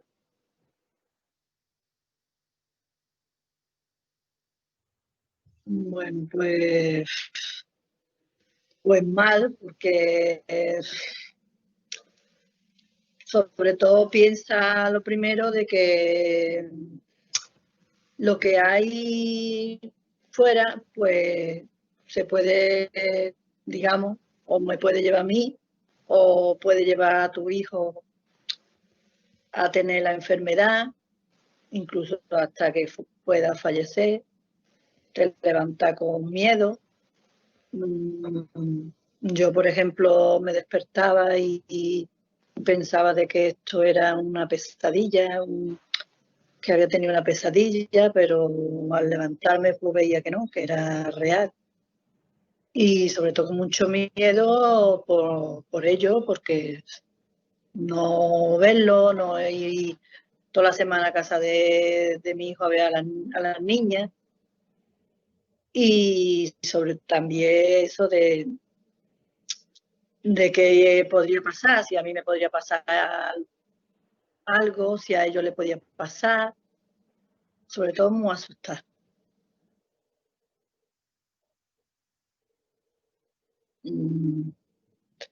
Desde la primera vez que me llamaron, que me llamó la policía, de que había estado detenido, pues había estado detenido varias veces, pero ya la última vez que me llamaron, pues me dijeron que iba a prisión. No me acuerdo si tenía 20 años, 21, más o menos por ahí. Y la verdad, pues sentía mucha impotencia, mucha rabia, porque Era un niño que para mí la verdad que no sabía lo que hacía, se había dejado de llevar por ciertas personas y nada, y ingresó en prisión y pues me sentía mal porque no lo veía aquí todas las noches en la casa. No me, cuando me llamaba, no, desde una cabina de allí tenía que estar 5 minutos. Me sentía, ya te digo, impotente porque no podía hacer nada. Eso lo había decidido un juez y tenía que estar en prisión. Y pasaron los años, un año, otro año, otro año, y cada vez más me sentía más mal. Incluso me daban crisis de ansiedad, porque, no sé, yo como madre quería hacerlo todo, pero no podía hacer nada. Y mira, después, pues, cuando iba a verlo, por los cristales, a la hora de dejarlo, pues, me sentía un vacío muy grande, ¿no? De volver a la casa y de que no estuviera. También por las noches, si sonaba el teléfono, me asustaba porque pensaba de que me podían llamar de prisión, de que le había pasado algo, de que se le había pegado una puñalada, se había peleado. Mucho miedo. Yo he pasado mucho miedo hasta que no es que te acostumbres, sino que ya es una rutina para ti después. De ir una semana, de ir una vez al mes, un Viaví. Después el Viaví es más duro porque lo toca, lo puede abrazar, lo puede besar, pero después se lo llevan, tú te quedas allí, pues sales tú y te sientes vacía, la verdad, te sientes mal, de que no puedes hacer nada. Pues primero estuvo aquí en Málaga, lo trasladan a Madrid. Pues la verdad, Madrid, yo nunca había ido a Madrid, aquello es tan lejos. Tenía que coger un autobús, yo iba con mi otro hijo, porque yo no me encontraba bien para ir sola. Porque a mí me daba ansiedad, me daba mareo. Y íbamos en el autobús, nos tiramos 6 horas en el autobús, para estar 1 hora y media o 3/4 hora viéndolo. Y después para el regreso igualmente, 6 horas en autobús. Yo pedía permiso en el trabajo, pedía día de asuntos propios, porque a mí, la verdad, por un lado me daba vergüenza decir lo que estaba pasando yo, por tal de que no me juzgaran a mí también, ¿no? Porque mi hijo había hecho lo que había hecho, yo no tenía culpa, pero yo pensaba que si lo decía, pues me iban a rechazar a mí también. Y así estuve tiempo de pidiendo de asuntos propios, de decir que, no sé, pedir días de vacaciones y estaba, vaya, iba cada vez que podía.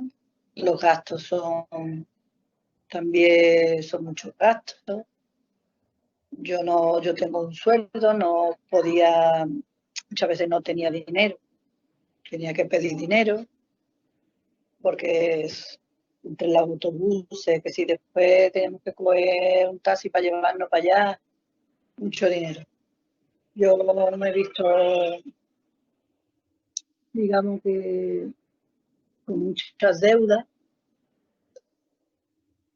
por mandarle a él dinero y sobre todo porque yo quería ir a verlo, ¿no? Y por lo menos verlo como estaba. Yo siempre he estado preocupada, siempre. Cuando iba a verlo, pues siempre yo estoy bien, ustedes cómo estáis, yo estoy bien, pero ni él estaba bien, ni yo estaba bien. Yo no le decía lo que me pasaba, yo muchas veces estaba por los cristales, me tenía que salir para afuera, porque me agobiaba, y yo a él lo veía mal también, lo veía mal. Pasa que tampoco voy, yo te veo mal, lo que les decía siempre, tú tienes que estar tranquilo, tú no te metas en problemas, pero la verdad que los módulos que estaban pues eran módulos conflictivos y siempre tiene una, yo qué sé, el miedo de que puede pasarle algo. A lo mejor tú sabes, entre comillas, más o menos cómo es tu hijo, pero no sabes cómo es tu hijo dentro de prisión. Y tampoco sabes los demás cómo son. Y tiene mucho miedo. Yo he pasado mucho miedo con eso de estar allí y de que si una semana no me llamaba yo ya estaba asustada, yo intentando de llamar, que me dijeran cómo estaba, no me decían nada, ya la llamará. Pero esos 15 días me lo tiraba yo, que si sonaba una llamada, ya te digo, pensaba de que me iban a decir que mi hijo lo habían matado, o se había matado él, se había suicidado, que también lo he pensado, que muchas veces podía haber suicidado, porque yo conozco a mi hijo y yo sé que a pesar de lo que hacía, después se arrepentía y lo hacía por el motivo que lo hacía, que digamos que eran las drogas, que no era él realmente. Yo eso he pasado mucho miedo, los hermanos también han pasado mucho miedo, incluso mi madre cuando vivía también, siempre decía mi madre, me voy a morir, no lo voy a ver, me voy a morir, no lo voy a ver. Y así fue, se murió y no lo pudo ver, no lo pudo ver, se murió con esa pena.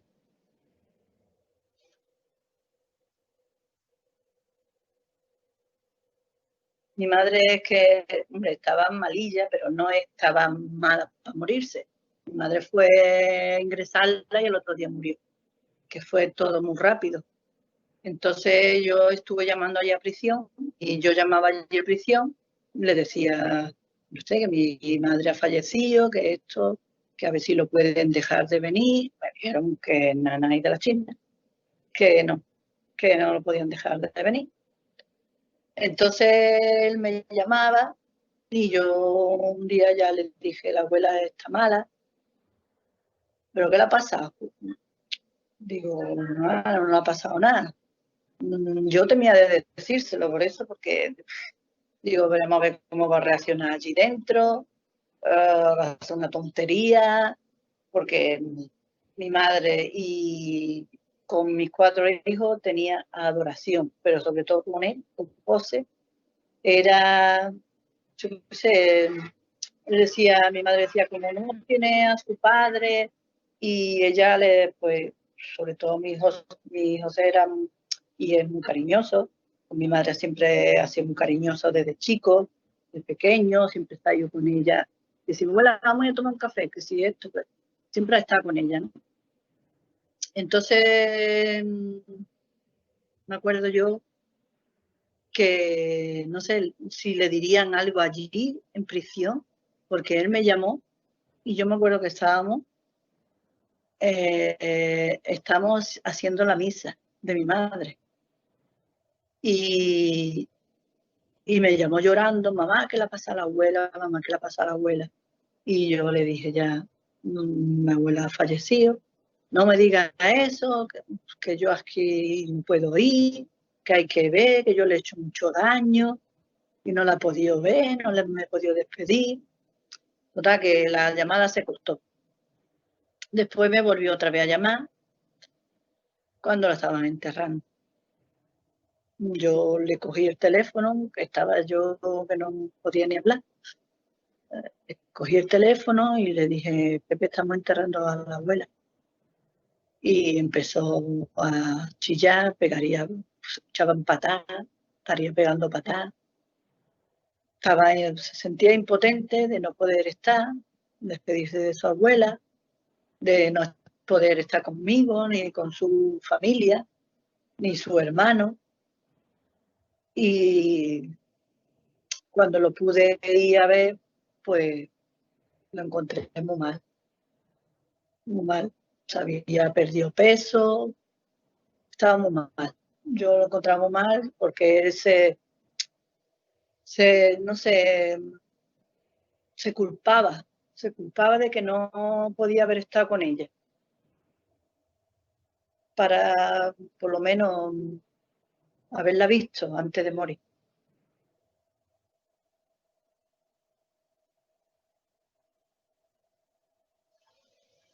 Hombre, siempre se han llevado bien.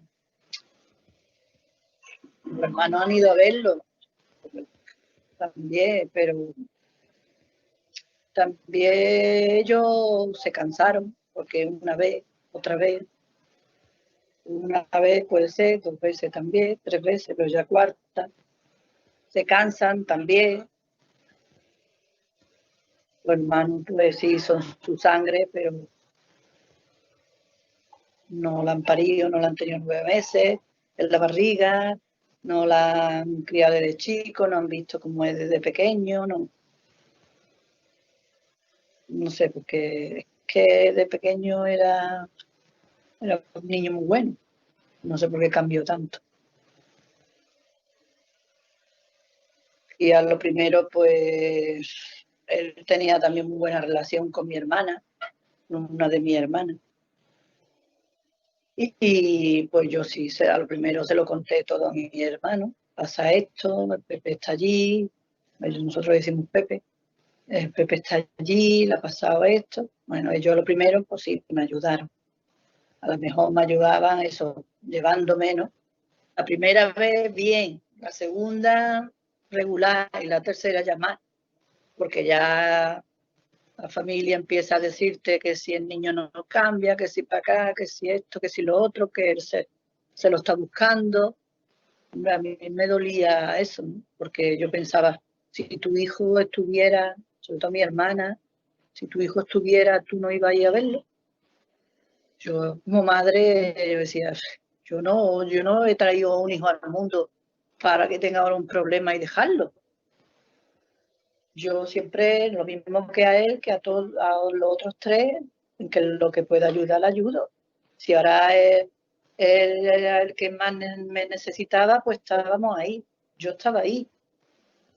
Mi madre también, cuando eso estaba ahí, también la pobre ha ido muchas veces antes de eso, ha ido a verlo. Y ahí ya las hermanas, ya después ya no me preguntaban, ya esto, ya lo otro, no quería saber nada, pues yo ya no le contaba nada. No le dije que estaba en la cárcel, le dije que estaba en un centro, porque a mí me daba más vergüenza decirle que estaba en la cárcel. Y le dije que estaba en un centro para curarse, que había consumido droga. Y ya ellos sabían y me decían, no, cuando te haga falta, no lo dices y tú no te preocupes, tú coges el día y vas a ver a tu hijo.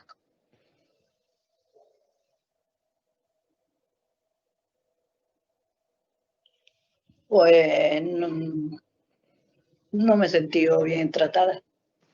No, porque yo algunas veces, yo qué sé, te trata antes cuando vas a pasar por los de estos de metales, yo no llevo nada, yo me quitaba todo y pensaba, paso usted otra vez, que no, paso usted otra vez. Y yo sé que no llevo nada, yo que me quito ya, yo no sé. No entra ahí dentro, yo tenía que enseñar el sujetador o me tenía que quedar en bragas, que para mí eso era muy incómodo. Y si he llamado, no me trataban bien. Las trabajadoras sociales a mí nunca me han llamado. Nunca. Para informarme si estaba bien, no estaba bien. Yo he intentado llamar. No cogían el teléfono. te pasaba que la compañera que lleva eso, que lleva el tema de su hijo no está, llama dentro de media hora, llamaba tampoco, y me sentía que me daban de lado y nunca me han llamado. Y si he llamado, he sido yo.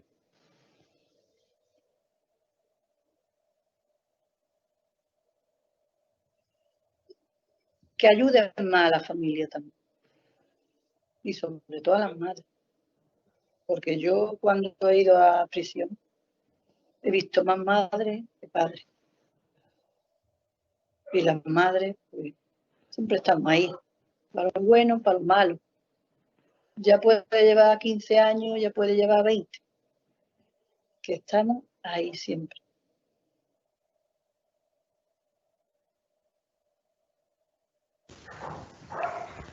Bueno, tremendos los testimonios de las madres.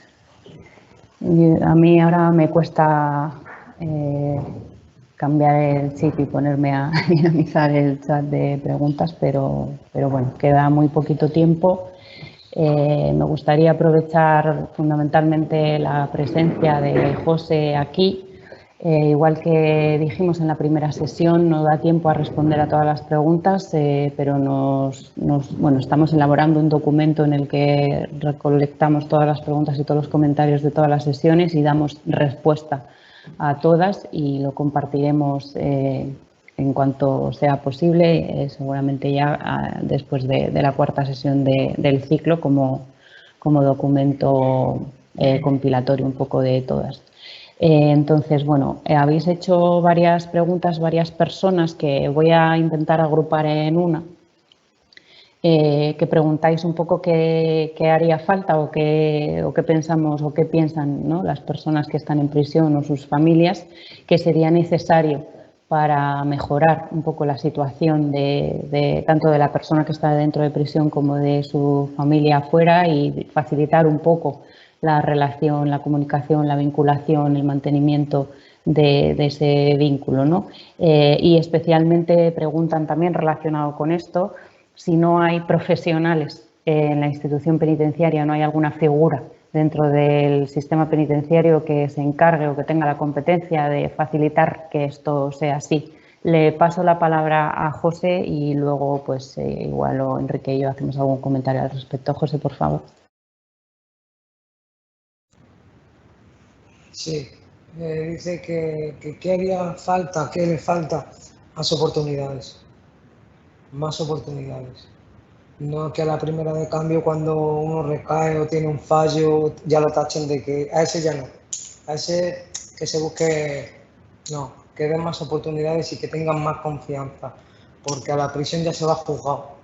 Solamente tienen que ayudarle. Juzgado ya está juzgado, no lo juzguen más veces. Y es eso, más ayuda. Más ayuda y que ayuden más a la familia o no eso de, no es que no se le puede informar, es una madre, como he escuchado también, he visto más testimonios. Es la familia y sí que le cuenten verdades a la familia y que le digan lo que es, lo bueno y lo malo. Pues claro, igual que están para las cosas, pues para todo, lo blanco blanco y lo negro negro. Y así.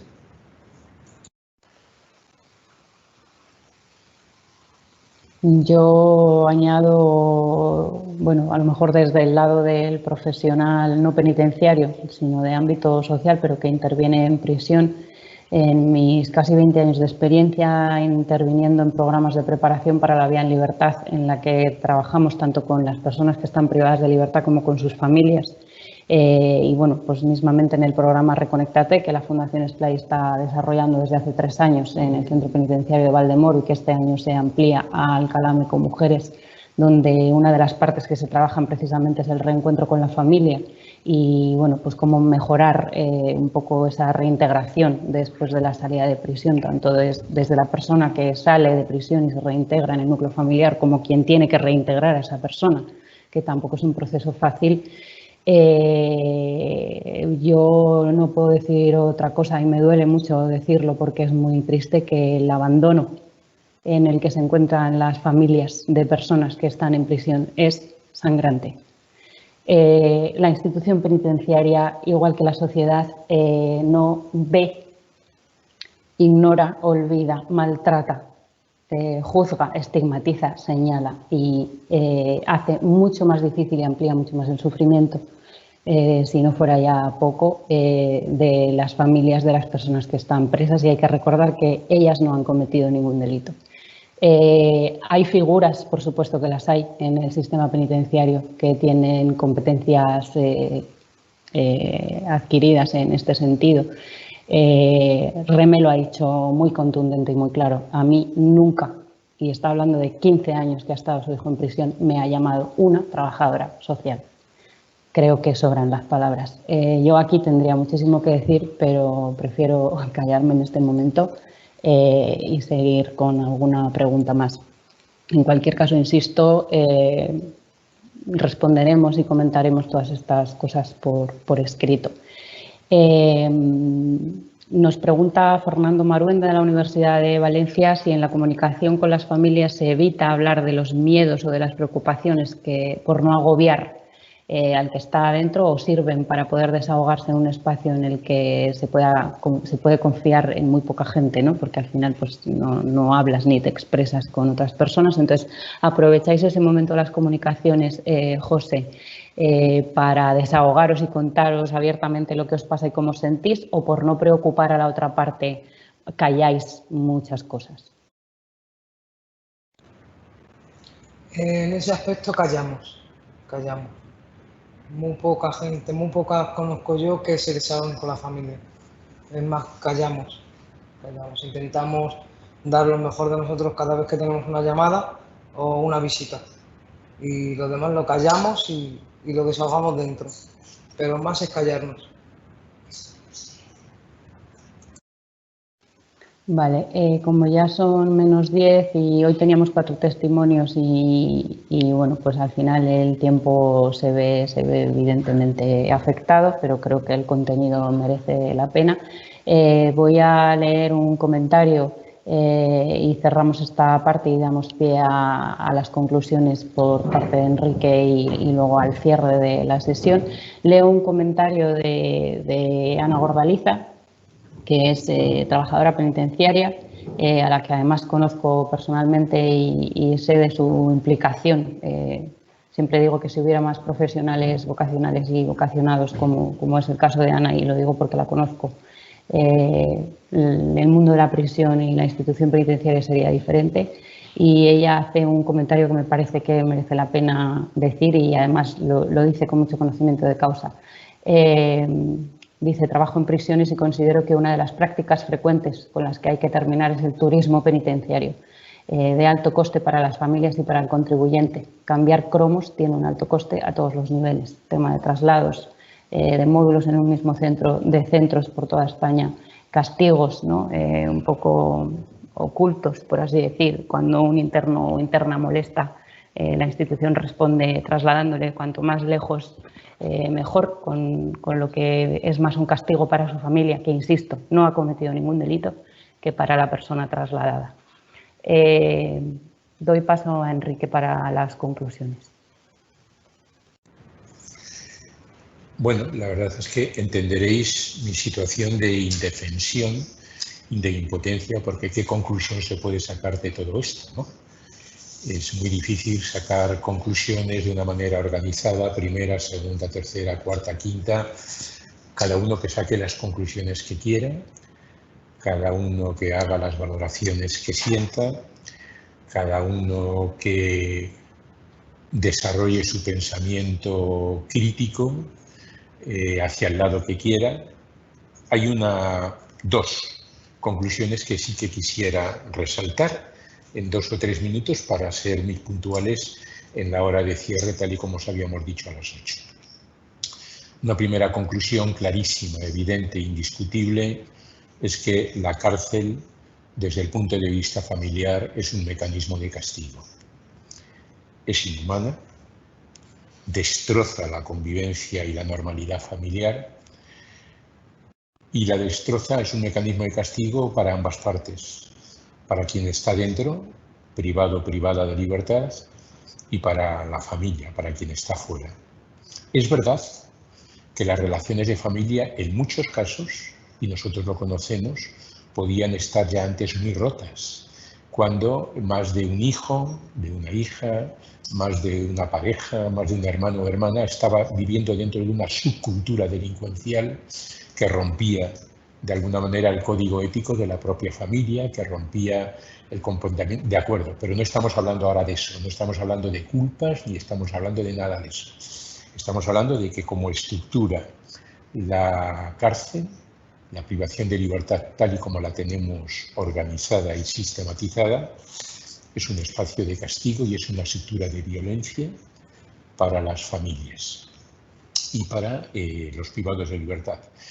En el caso, además, de las familias y de los privados de libertad, porque ambas partes tienen que vivir todo lo que implica y significa una condena legal, pero tienen que asumir luego lo que significa la condena social. Es la madre de un preso, su hijo ha estado no sé cuánto tiempo en la cárcel, su hermano está en la cárcel y por lo tanto en el consciente colectivo, no digo en el inconsciente, en el consciente colectivo se dice sí, la hija es así, ¿qué habrá hecho la madre? ¿Qué no habrá hecho la madre? ¿Qué le habrán enseñado? ¿Qué le habrán dejado de enseñar? Y se mete a todo y a todos en el mismo paquete. Bueno, esto es tremendo. Esto es durísimo, es muy difícil trabajar este aspecto porque casi no hay ningún suelo sobre el que puedas construir una pedagogía de reconstrucción de todo esto. Solo deciros, y ya termino, que una de las líneas fundamentales, antes lo ha señalado muy bien Virginia, de nuestro trabajo dentro, digamos, de la Fundación SFLY, es trabajar el reencuentro con la familia. Trabajar el reencuentro con la familia no somos pretenciosos, no somos utópicos, no somos hippie flowers, no, lo hacemos desde el intento, nada más de intentar dar un poco habilidades, herramientas, orientaciones operativas para que de alguna manera saber gestionar la tensión que significa el reencuentro otra vez con tu ambiente familiar. Es muy difícil que si tú dejaste un hijo de 5 años, ¿cómo educas a un preadolescente que es tu hijo, que ahora tiene 11 y 12 años después de 6, 7 años de distancia? Es muy difícil gestionar el miedo al reencuentro con la sociedad. Es muy difícil afrontar lo que significa una imagen deteriorada. Es muy difícil casi todo. Bueno, ahí estamos como unos ciertos trovadores, la Fundación SFLY y otras muchas entidades e instituciones haciendo lo que podemos y lo que sabemos por intentar de alguna manera trabajar este campo. Mil gracias por vuestro interés y atención y paso el testigo ya finalmente a Virginia para que termine este encuentro tan interesante y tan provechoso y para que anuncie el del martes que viene. Un abrazo muy grande.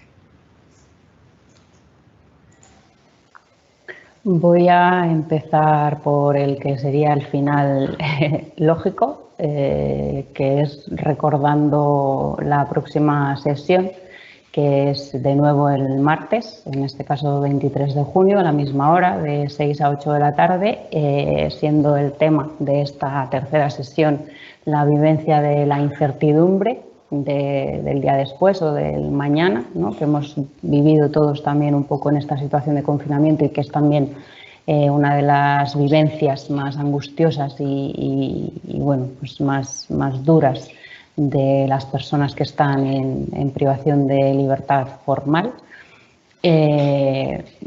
Os recordamos que las sesiones se están grabando, se graban y que se cuelgan en el canal de YouTube de la Fundación SFLY. En los próximos días os haremos llegar el enlace a esta segunda. El de la primera ya lo compartimos, pero bueno, se incluirán los dos y cuando cerremos el ciclo pues haremos un recopilatorio de todos los accesos y toda la documentación para que todo el mundo la tenga y la pueda ver. Y digo que cambio el orden porque, bueno, antes de decir lo que iba a decir, agradecer, como no puede ser de otra manera, la presencia de José, en este caso su generosidad por querer estar aquí con nosotros compartiendo parte de su historia de vida, cuando es una historia de vida dura y difícil. Y a las tres pedazo de mujeres, porque no se puede decir otra cosa, que han intervenido a través de vídeos, Lidia, María Jesús y Remedios, pareja y madres de personas que están en prisión. Mil gracias de corazón por la valentía, por el esfuerzo y por pasar el trago, que sé que es difícil y que sé que remueve muchas cosas, sobre todo cuando se habla de personas que ya no están en esa situación y que te cuesta mucho recordar porque te genera mucho dolor. Es más de agradecer todavía que hayan hecho el esfuerzo y que hayan tenido la generosidad de querer compartir esas emociones y esas vivencias con nosotros. Hay algún comentario y alguna pregunta que se ha quedado sin responder, que bueno, planteaba si no se hace todo lo que se debe o todo lo que se puede desde la institución penitenciaria para ayudar a las familias y a las personas que están en prisión en esa relación, ¿no?, con sus seres queridos y con sus familiares. Hay quien planteaba si hay una condena implícita para la familia. Y la respuesta a la primera pregunta, rotundamente no. No se hace todo lo que se puede ni todo lo que se debe, ni de lejos. Y la respuesta a la segunda pregunta, rotundamente sí. Hay una condena implícita y de esa condena implícita somos responsables todos y todas. Yo, perdonadme que haga un matiz muy personal, pero creo que es bastante significativo. Yo, que bueno, pues llevo muchos años en esto y que he tratado mucho con familias, sobre todo con madres, siempre digo que yo en mi agenda de teléfono tengo el teléfono a mi madre biológica, a mi madre, la que me ha parido, la que me ha criado, la que me ha cuidado y la que me quiere como tal, y a un montón de madres adoptivas que me quieren casi como si fuera su hija, por la sencilla o no tanto razón de que un día vi a sus hijos o a sus hijas cuando nadie les veía y quise ayudarles en lo que estaba en mi mano para ello. Recuerdan el nombre de la persona profesional penitenciaria, si es que han tenido la suerte de en su trayectoria encontrarla, que sí hizo su trabajo. Recuerdan el nombre del trabajador social o de la trabajadora social, del funcionario o de la funcionaria, de la psicóloga o del psicólogo, que sí quiso hacer su trabajo, que tuvo voluntad porque el fin de la pena privativa de libertad se cumpliera, de reeducación y de reinserción social.